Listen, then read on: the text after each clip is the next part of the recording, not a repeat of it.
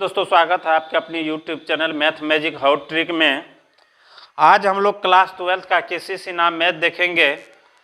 इसका चैप्टर आज चलेगा 5.1 का क्वेश्चन नंबर 9 से मैट्रिक्स का चलेगा। अगर आप हमारे चैनल पर नए व्यूवर है तो उसको सब्सक्राइब कर दीजिए, बगल में बेल आइकन होगा उसको दबा दीजिए।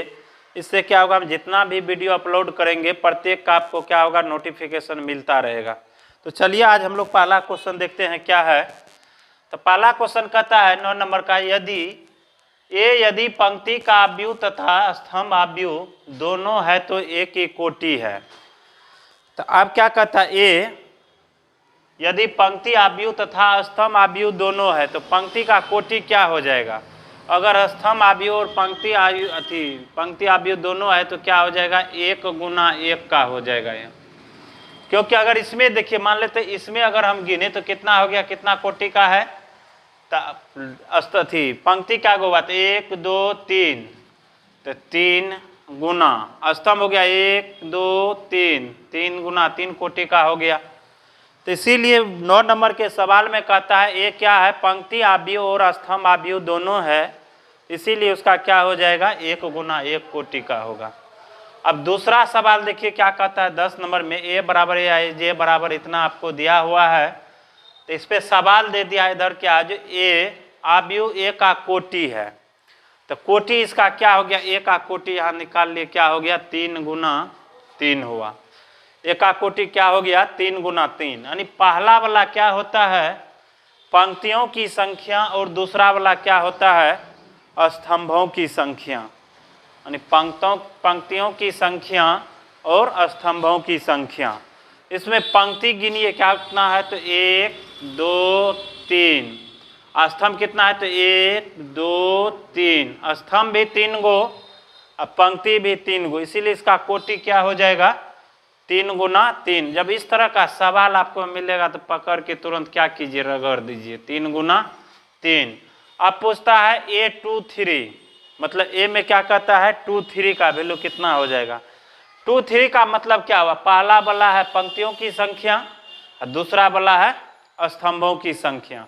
तो ए में देखिए क्या है 2 3, तो दूसरी पंक्ति में तीसरा स्तंभ, दूसरी पंक्ति में तीसरा स्तंभ क्या है आपको, -6, तो इसका आंसर क्या हो जाएगा, -6।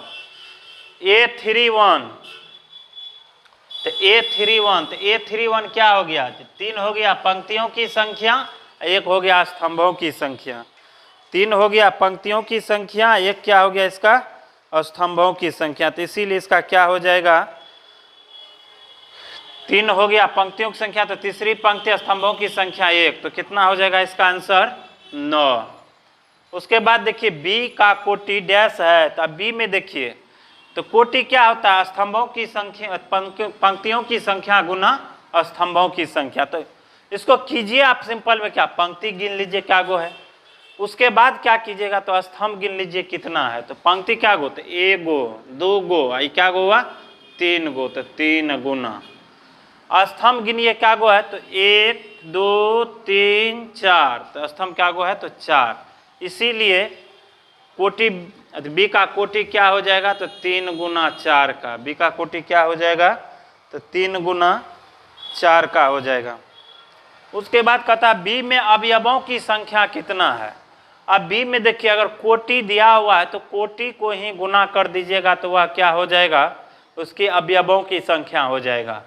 तब 4 तिया 12, तो अब इसमें गिनिए 12 को ही अवयव होगा, 1 2 3 4 5 6 7 8 9 10 11 1 12, गिनने मिस हो गया, 1 2 3 4 5 6 7 8 9 10 11 12। इसीलिए इसमें क्या हो गया, अवयवों की संख्या कितना हो जाएगा, 12 हो जाएगा। ये हो गया 10 नंबर का। 11 नंबर का सवाल देखिए क्या कहता है, तो 11 नंबर का सवाल,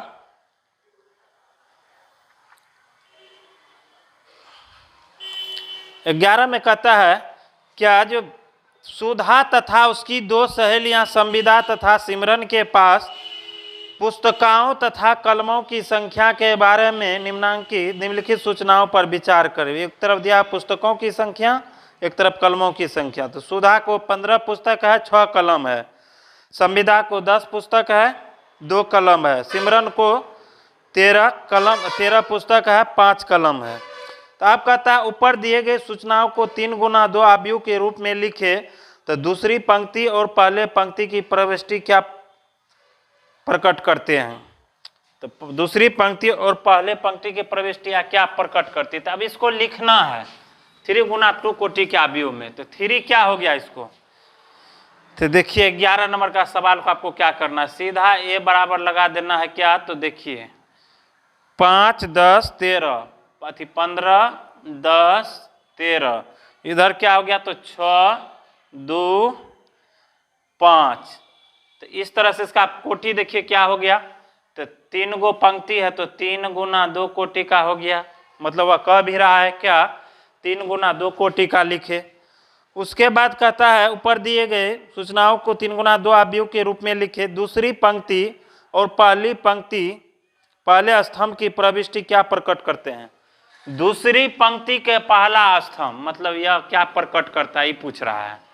तो यह क्या प्रकट करता है? तो यह कहता है संविदा के पास पुस्तकों की संख्या। क्या प्रकट करता है? संविदा के पास पुस्तकों की संख्या को यह क्या करता है? प्रकट करता है। संविदा के पास पुस्तकों की संख्या को यह प्रकट करता है। चलिए अगला क्वेश्चन देखते हैं 12 नंबर का। 12 नंबर में क्या दिया हुआ है आपको? 12 नंबर में दे दिया है, कहता है यदि x प्लस वाई, इधर दे दिया है 2, इधर 1, इधर दे दिया है x माइनस वाई, अब बराबर क्या कहता है? 3 2 1 7। तो कहता है जो x बराबर और y का वैल्यू निकालने के लिए, x का वैल्यू और y का वैल्यू निकालने के लिए। तो अब देखिए इसको हल कैसे करना है आपको।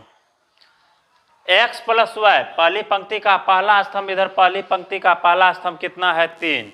इसको हम लोग क्या लिख सकते हैं? x प्लस वाई, बीच में बराबर है तो बराबर हो गया 3। इसको समीकरण 1 रख लेते हैं। फिर देखिए इधर क्या है? दूसरी पंक्ति का दूसरा स्तंभ जिसका वैल्यू कितना दिया हुआ है? 7। तो x माइनस वाई बराबर कितना हो गया? 7। समीकरण सेकेंड। अब लिखेंगे समीकरण फर्स्ट और सेकेंड से, समीकरण फर्स्ट और सेकेंड से। तो फर्स्ट है x प्लस वाई बराबर 3, x माइनस वाई बराबर 7 सेकेंड है। प्लस माइनस कैंसिल, 2 गो x बराबर 10। इसको उधर ले जाएंगे तो 2 क्या है? इधर गुना में है तो उधर ले जाएंगे तो भाग में। तो 10/2 यानी कितना हो जाएगा? 2 पंचे 10। तो x का वैल्यू निकल गया कितना? 5। अब समीकरण फर्स्ट में क्या कीजिए? समीकरण फर्स्ट में x का मान रखने पर, समीकरण फर्स्ट कितना है? तो x प्लस वाई बराबर दिया हुआ है 3, x का वैल्यू 5 प्लस वाई बराबर 3, y बराबर कितना हो जाएगा? उधर जाएगा घटेगा तो 3 माइनस 5, तो y का वैल्यू कितना हो जाएगा? -2। यानी x का वैल्यू क्या कह सकते हैं? 5, और y का वैल्यू कितना कह सकते हैं? -2 कह सकते हैं। इसको हम लोग इस तरह से क्या कह सकते हैं? x का वैल्यू 5 और y का वैल्यू कितना हो गया? -2, y का वैल्यू -2।